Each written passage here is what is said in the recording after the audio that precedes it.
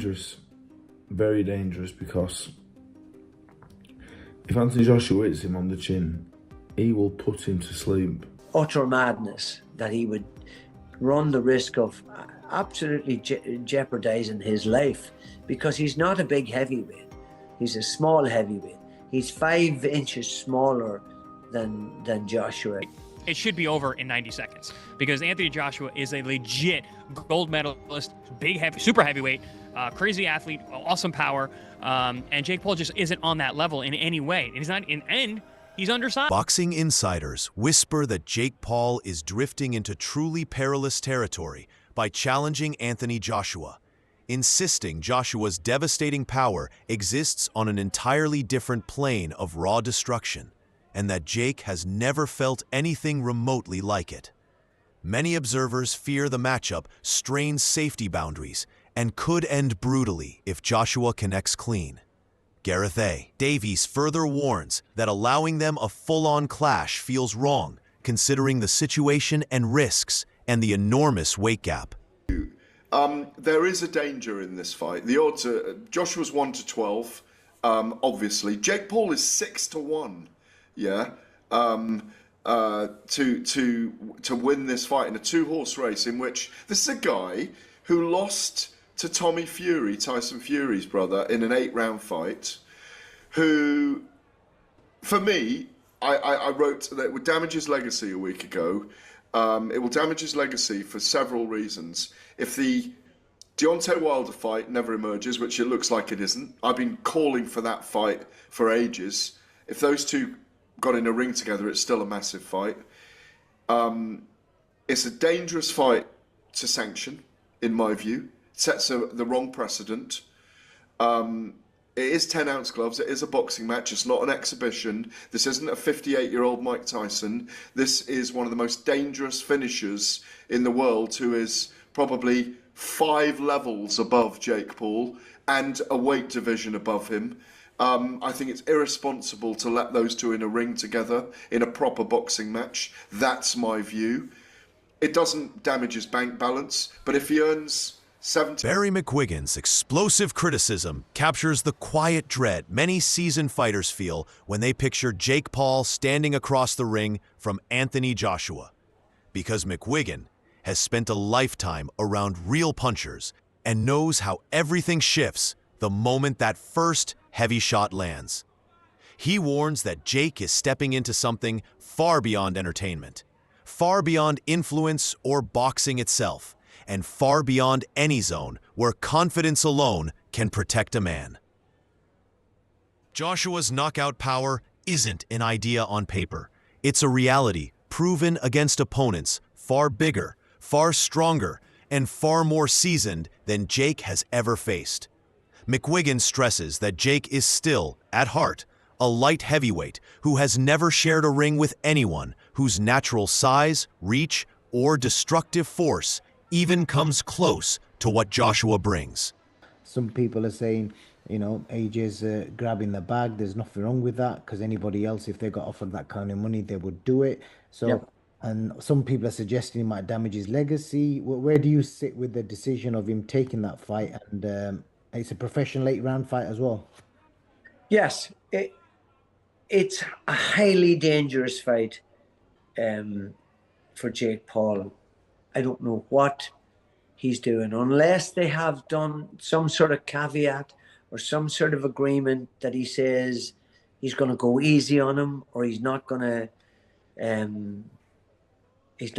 go flat out. But I've been tossing this up and down in my mind and trying to figure how, and under God, when he had agreed to fight someone like Tank Davis, who is several divisions below him, that's more like what Jake Paul does, and then he goes from there to fighting Anthony Joshua. I mean, just look at what happened to Francis Ngannou, who's a big, athletic, tough guy and had gone 12 rounds with Tyson Fury and given him a real ding-dong. And then he gets absolutely obliterated in a round and a half against Joshua. That shows you, despite the fact that he's been knocked out since by Daniel Dubois, who could knock out anybody, by the way, in any weight division or in any era of the heavyweight division. He's such a powerful guy. He could knock anybody out if he hits them properly. But you know, it just seems utter madness. And from his view, Jake isn't stepping into a competitive showdown, but into a collision with a fighter crafted to break down elite heavyweights, where the size gap is only one slice of the danger, and the layers of punching intelligence, timing, and raw destructive force Joshua unleashes through tight shots, uppercuts, and counters are things Jake has never even prepared for. McGuigan's irritation rises as he watches people brush off the threat, as if the ring becomes harmless just because Jake carries social media swagger or a handful of past wins. To him, this matchup stops being about hype and turns into a stark reminder of human fragility when standing in front of a true heavyweight storm. Agreement of some kind where he says, I won't go hard on him. Or I'll go easy, or I'll spar with him for 8 rounds, because it's just so ridiculous. I mean, if Joshua hits him properly, he'll knock him unconscious, and if he knocks him unconscious and he gets a bleed in his brain and he ends up with a subdural hematoma and goes to hospital and is in dire straits, where does that leave boxing? That puts us in a very, very awkward spot. So it's hard not to believe that they've got some sort of caveat, some sort of agreement whereby, I mean, most heavyweights box with 10-ounce gloves, or sometimes. Dave Allen's perspective leans less on excitement and more on the patterns carved through Jake Paul's earlier fights, pointing out that Jake built his record in setups where both fighters walked away financially satisfied and physically untouched, where the atmosphere was controlled, the matchmaking carefully arranged, and the danger dialed down. But Allen stresses that this situation stands in a completely different world because Anthony Joshua is not a celebrity boxer, not a retired athlete, and not a cruiserweight agreeing to entertain for a check. Joshua is an active heavyweight with championship roots, knockout wins over elite contenders, and a track record of ending fights with cold, ruthless precision.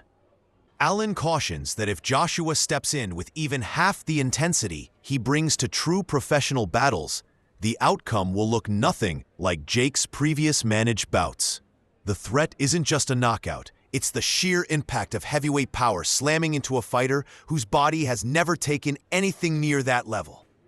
Allen adds that even training with heavyweights can't ready someone for a real fight, where punches arrive without warning, without restraint, and with full destructive intent. For Jake, entering the ring with Joshua means entering genuine heavyweight combat, not a promotion-safe crossover spectacle. But he could have beat Tommy. Could he win the area lightweight title? I'm not sure. Don't know who the champion is. If I had a look, I could tell you, I'm not sure.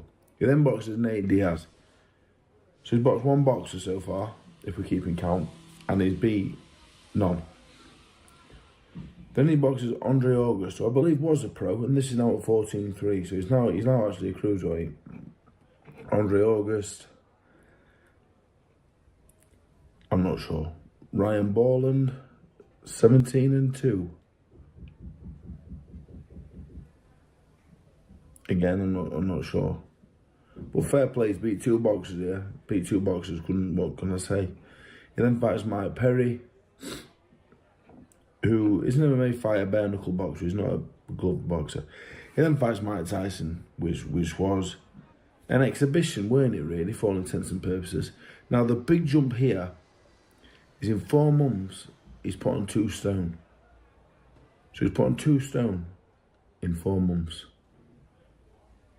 He then boxed Julio Cesar Chavez, and he's now lost 2 stone. He's back down at 14-3, and he beat Chavez, who is a boxer, but has been shot to bits for the last 10 years. So, as far as Jake Paul goes, I don't mind Jake Paul. I don't really know what he does or what he is and what he's achieved in boxing. I would say fair play. I'd say, you know what, mate, why not? I don't blame him. And the money he's made, amazing, buzzing. If people want to watch him box, great. So he started off boxing, I think a YouTuber or two, basketball player maybe, was he? Some MMA fighters, and he weren't Ngannou, weren't Cyril Gann, weren't Big Madu can box. He was boxing welterweights, middleweights, max, way past the best. But that's also fine because it's an entertainment game and it's okay. That's fine. Loses to Tommy, fights a few pro boxers, then fights Mike Tyson, which was a professional contest, but for all intents and purposes, a bit of an exhibition because, to be fair to Jake Paul, he could have flattened Mike Tyson at any time. People say Mike Tyson held him up, he held back. If anyone was holding back, it was Jake Paul. Some analysts suggest the danger isn't one-sided. Anthony Joshua carries a weighty risk stepping into this matchup too. They note that if Joshua wins, but doesn't dominate with absolute authority, the victory could be seen less as triumph and more as a blemish. For a fighter of his stature, legacy is carved by decisive domination, not merely crossing the finish line first. Even a single clean punch from Jake could be seized by critics as proof Joshua is losing edge or sharpness. They warn that a win without clear control could be spun negatively. And if the fight turns messy or unexpectedly close, Joshua risks public embarrassment that spreads like wildfire, amplified by boxing's unpredictability. A lucky strike from Jake could ignite viral headlines, overshadowing years of career narrative. That's why some experts insist this matchup traps Joshua just as much as Jake, thrusting him into a high-stakes gamble with minimal upside and massive image risk. On paper, the fight may seem straightforward, but the reputational pressure makes it far more perilous than most fans imagine. Is because even if Joshua wins this fight, it has to be perfect. There cannot be a moment of hesitation from Anthony Joshua. He can't look mentally shot. He can't take a punch, really. If he takes a big punch from Jake Paul, if he gets hurt in any way by Jake Paul, if he doesn't absolutely ice Jake Paul within a few rounds of this 8-round scheduled bout, well then it really affects his credibility. All the things that have ever been said about him, he's a hype job, he's been coddled. He didn't really want to fight Deontay Wilder when they were both in their prime. He's just a big bodybuilder, as Tyson Fury loves to put it. Anyone who's ever doubted him will have absolute ability to do so. And so the fact that this is actually a sanctioned fight, it tells me that Anthony Joshua cannot be going in there or will not go in there and try to carry Jake Paul. Otherwise, it might as well just be an exhibition. If he does go in there and carry Jake Paul, my fear for him is that most people will not be aware that that's what he's doing. Reputationally, it would just cause serious damage. And like I say, I think the only way he comes out of this unscathed, reputationally, is by going in there and securing a clean knockout. Anthony Joshua can't do anything to boost how people view him as a boxer in this fight. All it can do is damage him unless he's punch perfect. He's fighting someone who realistically has nothing to lose and absolutely everything to gain. And that in itself can be dangerous, it can be risky. And given that Jake Paul has achieved so little, given that Anthony Joshua wants to remain relevant and credible, so it seems, because he has a couple of potentially big fights left, especially against Tyson Fury, why is he doing this? He doesn't want to jeopardize that, surely. Well, I can tell you exactly how I think he has rationalized this in his mind. The first thing is that he's going to get paid an absolute shed load of money. Around 50 million is what we're hearing. I've heard 50 million pounds, 50 million USD, but whatever happens, it's a significant amount of cash. Possibly will be one of his highest ever career paydays, possibly similar to what he'd make for a Tyson Fury fight. But for what? Like 1% of the risk? I don't know. I don't know how to put it in. Chris Algieri's perspective is rooted in the patterns Joshua has shown throughout his career, noting that he has consistently delivered exactly what was expected based on his opponent's skill and tactical threat. When fans anticipated early destruction, Joshua often answered with early destruction. When measured control was expected, he produced precise, technical victories. Algieri points out that this consistency is why so many believe Joshua could end Jake Paul in 90 seconds if he decides to press the action from the start. From this view, if that outcome doesn't materialize, the credibility of the entire event could come under scrutiny. his reputation as an elite heavyweight. Do you understand the analogy I'm getting to, Chris? Yeah, and I agree. And but listen, Joshua's done this already. He fought a guy that he was supposed to destroy, Right. and then he went out there and he destroyed him. And he didn't play with his food. Yep. He didn't say, okay, it was Ngannou I'm talking about, obviously. Of course. Who gave Tyson Fury fits and really had everyone questioning Tyson Fury's ability because he struggled with an MMA fighter in his pro boxing debut. Anthony Joshua didn't do that. He went out there and did what we all expected Tyson Fury to do, and completely wiped the floor with the guy. And if Joshua doesn't do that this fight, I agree with you, Jimmy. It's going to hurt his stock. It's going to hurt the way that people perceive him moving forward. And also, I think, honestly, and if he doesn't go out there and just lay into Jake Paul and end it in the first, if not second round, to me, it's gonna look fishy to me. It's gonna look like this was a setup, this was an exhibition, this wasn't a real fight. If this is a real fight, it should be over in 90 seconds because Anthony Joshua is a legit gold medalist, super heavyweight, crazy athlete, awesome power, and Jake Paul just isn't on that level in any way. And he's not in. He cautions that anything less than a commanding first-round finish will make many wonder if unseen forces shaped the pace or intensity. This view comes from recognizing the enormous skill gap between a lifelong heavyweight champion and a fighter with only a few professional bouts. Algieri stresses that Joshua's punching precision, ring control, and rapid ability to create openings turn him into a nightmare for anyone below heavyweight. So, if the fight drags longer than expected, critics may claim the bout was staged or softened, putting immense scrutiny on every choice and action Joshua makes. Jake Paul saying that we're running away from him. We're not, mate. We're not running from you. You know, we offered to box you right next door to you. Canada. Anywhere in Canada, because we can't get to America, and you knew we couldn't get there. Offering 15 million.